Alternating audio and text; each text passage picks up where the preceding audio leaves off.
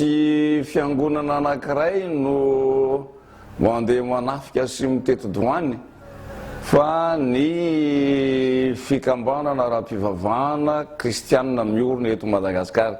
Mitonona ho kristianina reny olona reny fa tsy mitonona hoe fiangonana anankiray.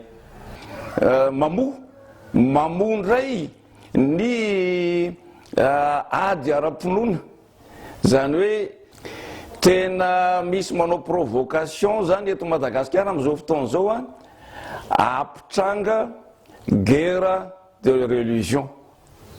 Io guerre-na religion io nefa nijerijereo tsara fa naharitra 100 taona io teto ambonin'ny tany. Ka raha vaky eto Madagasikara ny guerre-na religion alohan'ny fifidianana, mitatra tonga hatrany amin'ny fifidianana ary mitatra any aorianany fifidianana io satria fanakorotanana saim-bahoaka io. Ka oka zany ny fametavetana sy famingavingana ny hasin'ny mahamalagasy ny malagasy tsy ho atao fitaovana entina anakorotanana saim-bahoaka.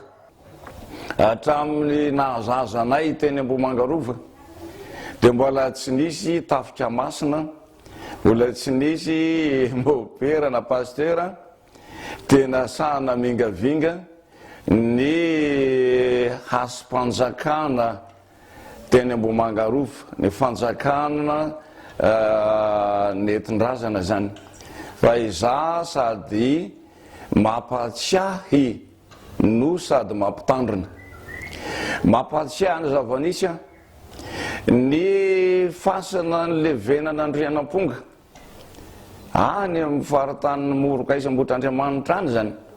Noloaran'ny kristianina tao ny fasana, naparitany ny fasana, naparitany ny razana.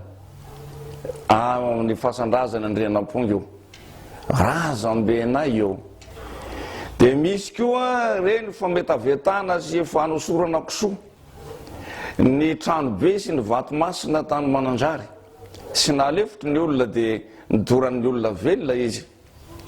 Nisy koa ny fandorana ny rova teny rovan'ny mpanjaka teny Ambohidratrimo,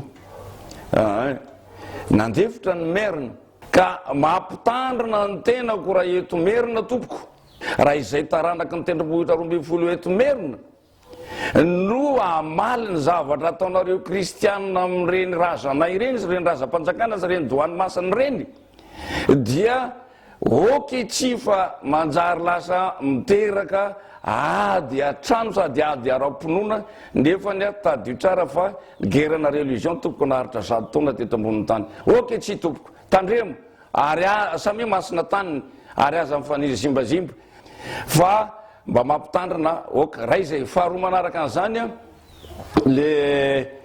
le fiatsiana vahoaka atao amin'ny endriny rehetra na ara-politika na ara-ekonomika na ara-sosialy amin'izao alohan'ny fifidianana zao.